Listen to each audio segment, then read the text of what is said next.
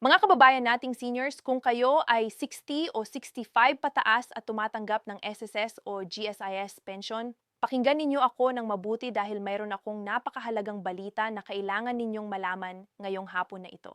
Maraming pensioner ang hindi pa alam na mayroon pa ang pagbabago sa January 20 payout schedule at mas marami pa ang hindi nakaalam na may additional financial assistance na umabot na sa 16,500 na pwede nilang makuha ngayong buwan. Alam ko na nakakapagod na pakinggan ang mga balitang puro salita lang at walang kretong impormasyon. Kaya nandito ako ngayon para magbigay sa inyo ng eksaktong detalye kung paano ninyo makukuha ang pera na ito at ano ang mga bagong patakaran na pwedeng makaapekto sa inyong monthly pension. Hindi ito isang simpleng update lang, mga kapatid. Ito ay tungkol sa pera na pinaghirapan ninyo sa kinabukasan ng inyong pamilya at sa mga benepisyo na dapat ninyong matanggap simula ngayong taon. Kaya kung hindi pa kayo nakakakain ng hapunan, magsaing muna kayo. Umupo kayo ng maayos at bigyan ninyo ako ng minuto ng inyong atensyon dahil ang impormasyon na ito ay maaaring magdulot ng malaking pagbabago sa inyong buhay ngayong 2026. Magsimula tayo sa pinakamahalagang tanong na tumatakbo sa isip ng karamihan sa atin ngayong linggo. Ano ba talaga ang nangyari sa January 20 payout schedule ng SSS at GSIS? Mga kaibigan, alam ko na sanay na tayo na tumatanggap ng ating pensyon tuwing kalagitnaan ng buwan.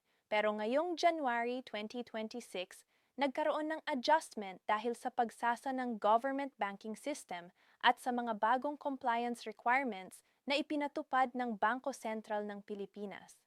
Ang dating schedule na nakasanayan natin ay medyo nag-shift ng ilang araw at maraming pensioners ang nagulat dahil hindi sila nakatanggap ng malinaw na abiso mula sa kanilang respective agencies. Para sa mga SSS pensioners, ang dating January 15 release ay na-adjust papunta sa January 20 para sa karamihan ng branches, pero may mga ibang areas na tumanggap na ng kanilang pension as early as January 17 dahil sa advanced crediting system ng ilang bangko tulad ng Land Bank at DBP. Ang importante dito ay huwag kayong magpanik. Kung hindi pa kayo nakakatanggap ng notification sa inyong cellphone o kung wala pa kayong natatanggap na text mula sa SSS dahil ang payout process ay ongoing at ang inyong pera ay guaranteed na darating sa inyong account o sa payment center na inyong napili. Ngayon, pag-usapan natin ang mas exciting na bahagi ng balita na ito, ang 1625 Additional Financial Assistance na inilabas para sa qualified pensioners ngayong January 2026. Mga kapatid, hindi ito basta-basta chismis or fake news na nakikita lang natin sa Facebook. Ito ay legitimate program na bahagi ng Social Amelioration and Pension Enhancement Act na nag-take effect noong huling bahagi ng 2025. Ang programa na ito ay specifically designed para sa mga pensioners na tumatanggap ng monthly pension na mas mababa sa $10,000 at para sa mga senior citizens na nakaranas ng financial hardship dahil sa pagtaas ng presyo ng bilihin, kuryente at mga gamot. Ang 16,500 na ito ay hindi isang one bigayan lang, kundi ito ay broken down sa tatlong tranches o tatlong beses na payout na ibibigay sa loob ng first quarter ng 2026. Ang unang tranche na umabot sa 5,500 ay dapat nang na-deliver sa mga qualified beneficiaries ngayong 3D week ng January. Ang pangalawang tranche na 5,500 ay darating sa February 28 at ang huling tranche na 5,500 ay ibibigay sa March 31. Ang breakdown na ito ay ginawa para siguruhing consistent ang daloy ng financial support at hindi masyadong mabigat ang impact sa government budget allocation para sa taong ito. Pero sino ba talaga ang qualified para sa assistance na ito? Maraming pensioners ang nagtatanong sa akin kung kasama ba sila o hindi. Kaya hayaan ninyo akong magbigay ng malinaw na criteria. Una, kailangan na kayo ay registered SSS o GSIS pensioner na currently active at walang pending issue sa inyong account.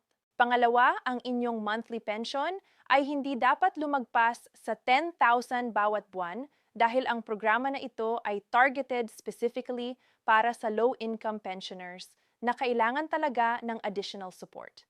Pangatlo, kailangan na kayo ay at least 60 years old na at nakatala sa National Senior Citizens Database na maintained ng DSWD at ng Office of Senior Citizens Affairs. Pang-apat, kailangan na updated ang inyong contact information at banking details sa SSS o GSIS para walang aberya sa pag-credit ng pera ninyo. At lastly, kailangan na wala kayong outstanding loans or obligations sa SSGSIS na nag-cause ng suspension ng inyong pension benefits. Kung lahat ng conditions na ito ay natutugunan ninyo, congratulations po dahil kayo ay automatic qualified na para sa financial assistance na ito at hindi na kailangan ng separate application. Ngayon, pag-usapan natin ang mga posibleng reductions or TLBS na kailangan ninyong bantayan dahil hindi lahat ng pensioners ay makakatanggap ng full amount ng 16,500. Mga kapatid ko, alam ko na nakakalungkot marinig ito, pero kailangan nating maging realistic at prepared. Meron kasing mga cases kung saan ang pensioner ay may existing debt sa SSS o GSIS dahil sa overpayment noon, emergency loans na hindi nabayaran o mga contribution adjustments na kailangan i-resolve. Kung kayo ay kasama sa ganitong sitwasyon, ang inyong 16,500 assistance ay pwedeng ma-offset o mabawasan ng up to 30% depende sa laki ng inyong obligation. Halimbawa, kung ang inyong utang ay 8,000, ang unang tranche na 5,500 ninyo ay pwedeng mabawasan ng 2 peppery at ang natitira sa inyo ay 2.60 lang. Kaya napakahalaga na i-check ninyo ang inyong account status bago dumating ang payout para alam ninyo kung magkano talaga ang makakarating sa inyo. Pwede ninyong tawagan ang SSS hotline na 8926446 o ang GSIS hotline na 8847444747 para mag-inquire tungkol sa status ng inyong account. At kung mayroon kayong pending deductions, pag-usapan din natin ang mga hidden benefits na maraming pensioners ang hindi nakakaalam na entitled sila. Bukod sa regular monthly pension at sa 16th 500 assistance, meron ding 13th month pension benefit na ibinibigay every December. Pero ang hindi alam ng karamihan ay may additional medical allowance din na 2,400 annually para sa qualified senior citizen pensioners na may chronic illnesses tulad ng diabetes, hypertension, or heart disease. Para makuha ninyo ito, kailangan lang ninyo ng medical certificate mula sa inyong doktor at isang filled-up application form na pwede ninyong kunin sa nearest SSS o GSIS branch. Mayroon ding assistance na umabot na ngayon sa 40,000 for SSS at 60,000 for GSIS na pwedeng i-claim ng inyong beneficiaries sakaling mangyari ang hindi inaasahan. Pero ang benefit na ito ay kailangan na naka-update ang inyong beneficiary designation form para walang problema sa pag-process. At isa pang hidden benefit na rarely discussed ay ang calamity loan assistance na available for pensioners affected by typhoons or natural disasters, kung saan pwede kayong mag-apply ng up to $20,000 na interest-free loan na pwedeng bayaran within 24 months through automatic pension deduction. Tungkol naman sa tax implications, maraming seniors ang worried kung ang 16,500 assistance at ang kanilang monthly pension ay taxable o hindi. Mga kaibigan, hayaan ninyo akong magbigay ng peace of mind sa inyo. Ang monthly pension ninyo mula sa SSS ay tax-exempt based on Republic Act 4911. Kaya hindi kayo kailangang mag-alala tungkol sa withholding tax o income tax filing. Para dito, ang GSI pension naman ay partially taxable kung ang ninyo ay lumagpas sa certain threshold na 250,000 annually. Pero dahil karamihan sa atin ay below nito, practically tax-free din ang ating pension. Ngayon, ang 16,500 financial assistance ay classified as social amelioration benefit, kaya ito ay completely tax-exempt under current laws at hindi kailangan i-declare sa inyong annual income tax return kung sakaling kayo ay nag-file pa ng ITR. Ang ibig sabihin, ang buong 16,500 na ito ay napupunta sa inyo nang walang kaltas at walang kailangang ibayad na buwis sa gobyerno. Para sa mga strategies naman sa pag-maximize ng inyong retirement income ngayong 2026, meron akong ilang practical tips na pwede ninyong gawin. Una, kung kayo ay may kakayahan pang magtrabaho part-time o mag-engage sa small business, remember na ang inyong SSS o GSIS pension ay hindi titigil kahit na kayo ay kumikita pa ng additional income. Kaya ito ay isang magandang opportunity na dagdagan ang inyong monthly budget without sacrificing your pension benefits. Pangalawa, i-consolidate ninyo ang inyong banking accounts para sa inyong pension payout, medical allowances, at iba pang government benefits sa isang bangko lang para mas madali ninyong mamonitor ang lahat ng inyong transactions at iwas sa maintaining balance requirements na nanghihingi ng multiple accounts. Pangatlo, mag-enroll sa SSS mobile app o GSIS para real time ang inyong access sa account information at hindi na kailangan pumila ng mahabang oras sa branches just para mag-inquire o mag-request ng certificates. Pang-apat, consider joining the Senior Citizens Association sa inyong barangay dahil may collective benefits sila tulad ng discounted medicines sa partner drugstores, free health checkups during outreach programs, at priority assistance kapag may mga claims or concerns kayo sa SSS or GSIS. Pag-usapan din natin ang practical tips kapag pupunta kayo sa SSS o GSIS offices para sa inyong concerns o para kumuha ng documents.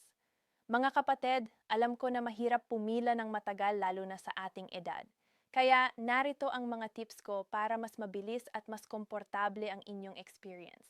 Una, pumunta kayo ng branches ng 7:30 a.m. onwards para makakayo sa pila at iwas sa mainit na tanghali. At kung possible ay pumili ng mga Wednesday or Thursday dahil ito ang usually less crowded days compared sa Monday at Friday. Pangalawa, dalhin ninyo lagi ang inyong original valid ID, SSS or GSI at photocopy ng lahat ng important documents ninyo para hindi kayo pabalik-balik. Pangatlo, gumamit ng Senior Citizens Lane or window dahil ito ay right ninyo under the Senior Citizens Act at hindi kayo dapat pinapila kasama ng regular members. Pangapata, kung meron kayong representative na mag-aasikaso para sa inyo like anak o apo, siguruhing kumpleto ang authorization letter with attached IDs para walang problema sa transaction. At lastly, kung hindi urgent ang inyong concern, consider using online services o tawagan muna ang hotline para malaman kung talagang kailangan ninyong pumunta personally o pwede nang ma-process online. Sa mga payment options ninyo ngayong 2026, may bagong development din na dapat ninyong malaman. Ang SSS at GSIS ay nag-expand na ng kanilang payment channels para mas convenient para sa atin. Bukod sa traditional bank crediting through Land Bank, DBP at iba, pang partner banks, pwede na rin ngayong tumanggap ng pension through GCash at Maya Digital Wallets for pensioners na hindi may bank account or mas komportable sa mobile money option na ito ay particularly helpful para sa mga nasa rural areas na malayo sa bangko pero may access sa cellphone at internet rin kayong pumili ng payment through ML Villar, Cebuana Villar o Palawan Pawn Shop kung mas accessible ang mga ito sa inyong area compared sa bangko. Ang importante lang ay i-update ninyo ang inyong payment preference sa SSS or GSIS at siguruhing complete at accurate ang inyong information para walang delay sa pag-credit ng inyong pension every month. At tandaan kung nagpalit kayo ng payment option, may processing time na 30 to 45 days bago mag-take effect ang bagong arrangement ninyo. Kaya mag-plan ahead at huwag basta-basta magpalit kung malapit na ang pension schedule ninyo. Bago tayo magwakas, nais kong ipaalala sa lahat ng ating mga kababayan na seniors na ang benepisyo na ito ang 16 to 500 assistance at ang lahat ng improvement sa pension system ay resulta ng mahabang proseso at advocacy ng ating senior citizens groups at ng mga mambabatas na talagang nakikinig sa ating mga pangangailangan. Kaya ang responsibilidad natin ngayon ay gamitin ng maayos ang mga benepisyong ito. I-share ang information sa ating mga kapwa seniors na baka hindi pa nakakaalam at laging mag-stay informed sa mga updates at changes sa government programs. Huwag tayong matakot magtanong. Huwag tayong mahiyang humingi ng tulong sa mga ahensya o sa ating mga anak at apo kapag may hindi tayo maintindihan. Ang pera na ito ay karapatan natin. Pinaghirapan natin ito ng maraming taon through our contributions at deserve nating makatanggap ng every single peso na dapat sa atin. Kaya kung meron pa kayong mga katanungan o concerns, pwede ninyong bisitahin ang SSS website na ssgov.ph o ang GSI's website na gsis.gov.ph para sa mas detalyadong impormasyon o mas mabuti pang direktang pumunta sa pinakamalapit na branch ninyo para sa personalized assistance. Tandaan, ang kaalaman ay kapangyarihan at ang wastong impormasyon ay susi para makuha natin ang lahat ng benepisyong nararapat sa atin. Maraming salamat sa inyong pakikinig ngayong hapon at sana ay nakatulong ako sa inyo na mas maintindihan ang mga pagbabago at opportunities na naghihintay sa atin ngayong 2026. Ingat po tayong lahat at hanggang sa muli nating pag-uusap. M.